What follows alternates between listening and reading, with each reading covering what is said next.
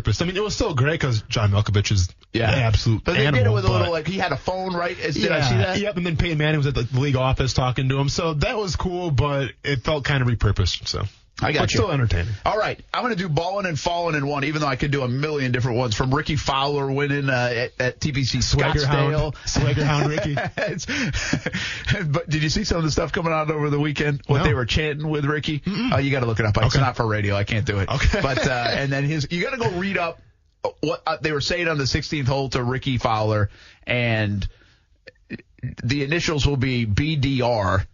So go look that up on Ricky Fowler if you haven't seen it yet. And then his comment about it is really funny. It's just probably not appropriate for me to say. All right. Even though we kind of get away and try to be a little edgy at times, I'm not going to do it on this one. All right, ballin' and fallin'.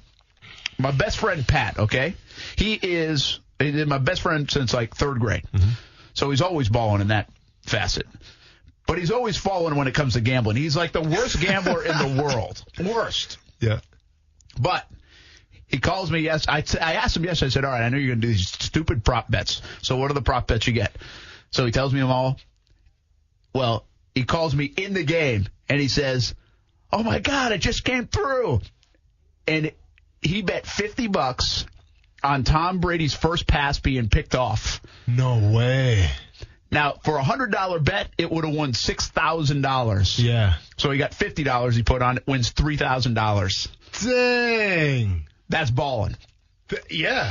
I mean, should we just call off the show? Are we good? That's all we need. All right, everybody, good night. We're an hour and a half early. So then I call him today. I'm like, all right, so how'd you do the rest of the game? And so he starts going through, long story short of his bets, every bet that, like, you would, like he did he teased, like, okay, like a Rams and over. Mm-hmm. He did over 10 points in the third quarter. Like, all those, he did Todd Gurley getting over 67 yards. Ooh. Like, so all those bets that make sense. Of course. That you could say, okay, I could see that. Justifiable. He lost every single one of them. All the bets that were just dumb, he did pretty good at. Like, so that one, $50, won $3,000. He also won, like, the Gatorade.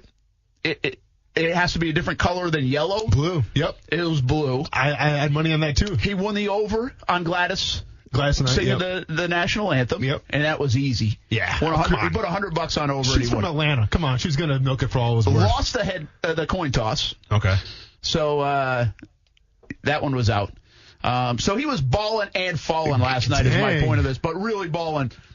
He netted about $2,500 after the $3,000 win. And here I thought I was that's your gambling segment of the day. I thought I was a badass for betting $20 on a V-neck with Adam Levine, but I guess there's some real pros out there that are basically taking me to shame. But I was going to ask you about what else did you bet on? And secondly, people did not believe. I tweeted it yesterday during the game, and I said he just won $3,000, and people did not believe. It's like, I got to see the slip. Yeah. Well, here you go. You're seeing it. I mean, the photo. There it is. He took a photo of it. And weep. So he ended up winning. Well, yeah. So like all our bets revolved around the halftime show because usually when we bet, it's like, all right, I bet like New England's gonna get a first down here and stuff like that. Well, as the game progressed, it was evident that neither offense was really going to do anything for the whole entire game. So we stopped doing those bets, and it really came down to the halftime show. So obviously there was the V-neck, Adam Levine. There was a bet if Andre 3000 was going to make an appearance from Outkast because Big Boy was in it. I also made the huge bet, which I'll get into later for my Stay in the Lane, about the whole SpongeBob SquarePants thing. If they were gonna, if they're gonna play the song. And me and Kuz are actually wondering this question. So on TV, they teased the SpongeBob thing, and they showed like a giant meteor coming down from the stadium onto the field. Obviously, that was CGI, and you guys probably couldn't see that, correct? Or no, we could. Oh, you could. So what was that? Well, and I hope Kuz is listening for this because he had a. No, we could do. So what happens? They showed that whole video, so that SpongeBob thing, everything you saw on TV, we saw on the video boards. Okay. So we're seeing everything you're seeing on TV as they're producing the halftime. Sure. But we're also seeing it live. Yeah. So now again, these giant video boards, you can do both. So you saw, okay. And so you can see the meteor coming in and all that stuff. And one of the coolest parts, and people still trying to figure this out, is that whole thing that they spelled love. Yeah. In the halftime show. Oh, yeah. Well, I don't know. I haven't read up on it. Maybe you've heard. But there's word that those were all drones. That's what it appeared to be. And the whole love thing was curious, too, because the V in the love was purple. Purple. It turned purple, by the way. Which turned into a conspiracy where he was going to bring out a V-neck. No, Brent, I'm not even lying to you, man. Like, I wish I was kidding. It all goes back to the V-neck for Adam Levine. That's where this conspiracy, that's where it went that night, Brent. Like, that's why my voice is a little shot right now. It's because we were arguing for 2 hours about if he's going to wear a V-neck or not. Like, the stakes have never been higher. Did you do Fallen yet? I haven't done Fallen. Let's do it when we get back. Yeah, let's do it when we get back. We do Fallen and some comments from Austen on the Rams and Patriots, what they did on the defensive side of the ball. He watched tape this morning for this. Homework. You better listen on ESPN 690.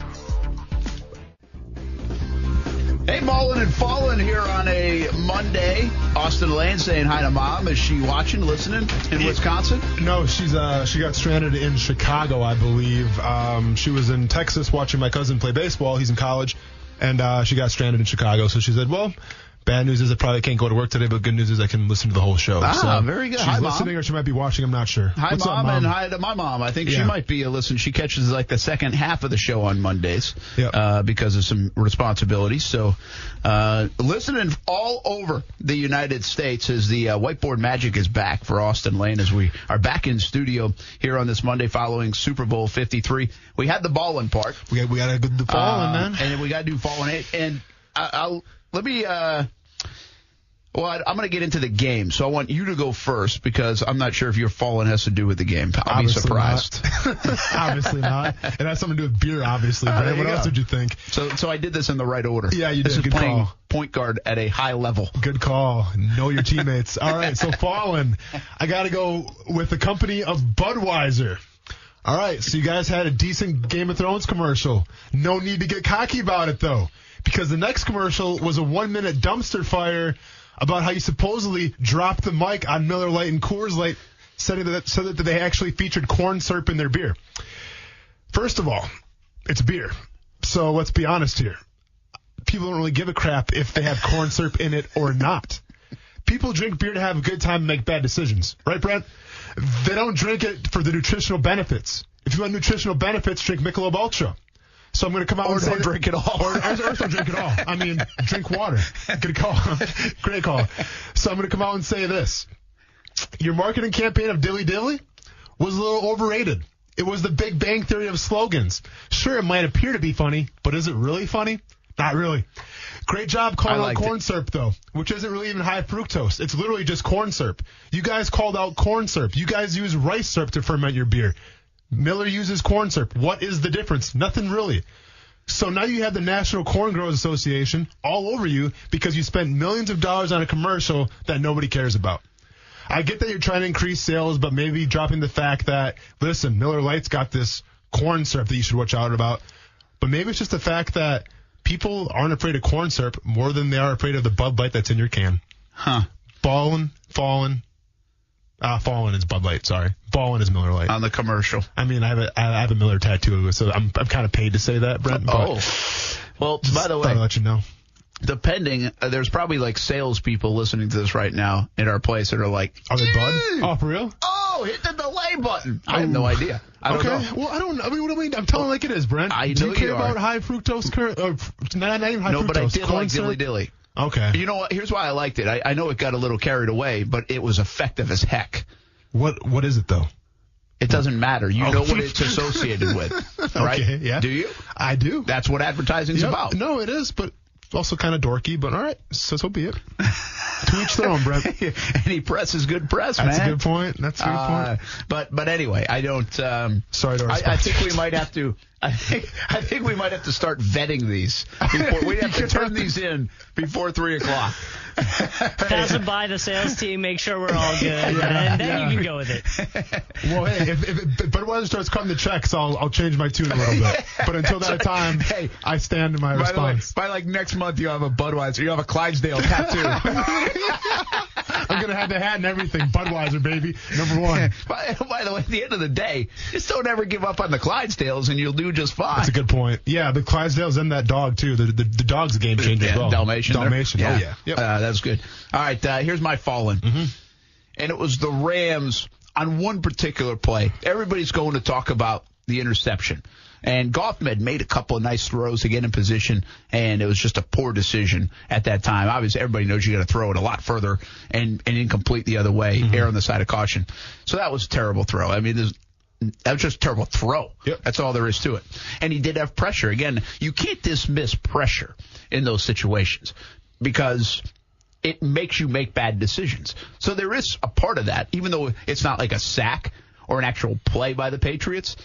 They put the pressure on, so you have to at least tip your cap to the other side of the ball, and then Gilmore makes the catch, which I could have made the catch. But it's the Brandon Cooks play in the end zone. Yeah, That's what was rough. fault. They lost the game there. They lost. It was 3-3 at the time. That was not what. Yeah, it was 3-3. I'm telling you, this is what I do like about being at the Super Bowl and about being in these games. You're up way high, and even I don't know how much on TV it looked like he was open, but I'm telling you, in my seat, I saw him standing there that I thought he was actually an official Wide blending open. in with the goalpost. Yeah. He just stood there for like 4 seconds, it felt like, and Goff didn't see him. Brendan, that happened actually 2 times as well. There's another time, too, where he was wide open, yes. But Goff just did not see him, No. and by the time he sees him, he didn't put enough zip on the ball, and you do have to give credit to McCourty. I'm telling you, I saw where McCourty was from high up. McCourty covered some 25 yards to get there and make that play. Yeah. But that was a game-changing play. The Rams were about to go up, and who knows what happens. Instead, a deflating turn of events where they don't cash in. That's my fault. And the Rams are falling. And that transitions us into the defenses for both these teams. Yeah. You watch some of the tape. What's your takeaways? Well, I mean, obviously, defense was the biggest part of the game. And, you know, Brent, me and you kind of went over at the Senior Bowl a little bit. We touched on it here. What the Patriots had to do is that they had to jam those bunch receivers. So let me go ahead and kind of break it down from the beginning, and I'll get into it. I'll try not to go on too big of a tangent because I understand not everyone watches football like I do. So and we don't have video. Yeah, we don't have video either. So I want to see you on a telestrator. I know, right? We'll get you on the TV. pen and everything. By the way, you were in our TV special on Saturday night. Hope everybody caught that. Did you see me throwing the football? I didn't see it. Was I throwing the football? You haven't seen the thing? Be honest, though, I looked pretty good throwing that football. Throwing the football wasn't bad. Draft stock. It was pretty good. All right. Yeah, you were a TV star the other night. I was trying, man. It was something new to And me. we called it Stay in Your Lane. Oh, sweet. See, Yeah. well, if you guys could post that, that'd be great so I could see it. We'll do that. Okay, appreciate it. Anyway, so getting back to the Patriots Thanks defense. for watching, by the way. Dude, I didn't know it was What the heck? on. I mean, put it on TV, you don't even watch it. What was CBS 47, Fox 30, thought you were part of the team. Well, Coos sent me a tweet, but he couldn't because he was blocked, but he's back now. Anyways. What? Go ahead, Goose. What do you got to say, man? No, I was just saying, Go ahead and ruin That's the like segment a sound for me. effect. Go ahead and ruin the segment for me. What do you got to say? No, I'm just saying you could be on the fallen side of balling and falling for that. Oh. All right, go Anyways, on. Break okay. down the defense. Do you want me to? Because at this point, I feel like... All right. So getting back to the defense, Brent, we talked about it all week. The fact that, well, I talked about this. I said that Bill Belichick was going to throw some kind of hybrid 4-3 out there. And that's honestly what I thought was going to happen. And technically he did, but I'm going to call it a 5-1 defense. It was a 5-1 over. So now what does that mean? Obviously the 5 means you had 5 defensive linemen / safeties or whoever on the line, and they had 1 linebacker. Some people want to call it last night, they call it the bear. It was like a 4-6. I saw more of a 5-1 over defense. So what does the over mean? The over means that they lined up on the strong side of the guard. So basically where the power side is, that's where they're playing. So now what does that mean for everything?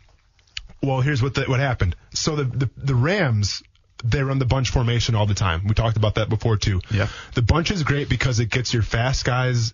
They can either release inside or outside, and it creates gaps and it creates screens and picks and whatnot.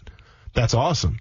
But the problem is if those guys get pressed and you start pressing them, inside that window, you start pressing them, throwing off those routes, and you start throwing off the timing.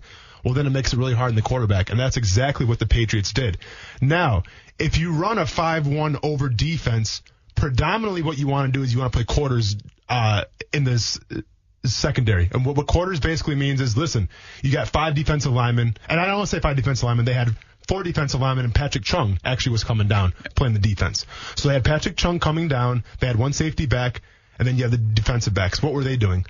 Well, if you play that aggressive defense where you're going to try to stop that run, you got to play quarters back. So what quarters is basically, it's telling the defensive backs, listen, you have this quarter of the field, you have this quarter of the field. It's divided up in 4 sections. Now, everybody knows if you ever played Madden or if you ever followed any scheming philosophies, if you play quarters, what's open? The flats. With C.J. Anderson, he wasn't really a problem because C.J. Anderson isn't a big receiving threat. Yeah. And the fact that When they were playing quarters, and here's what's genius about Bill Belichick, they were playing quarters, yes, but it had man principles. And here's where it gets a little tricky.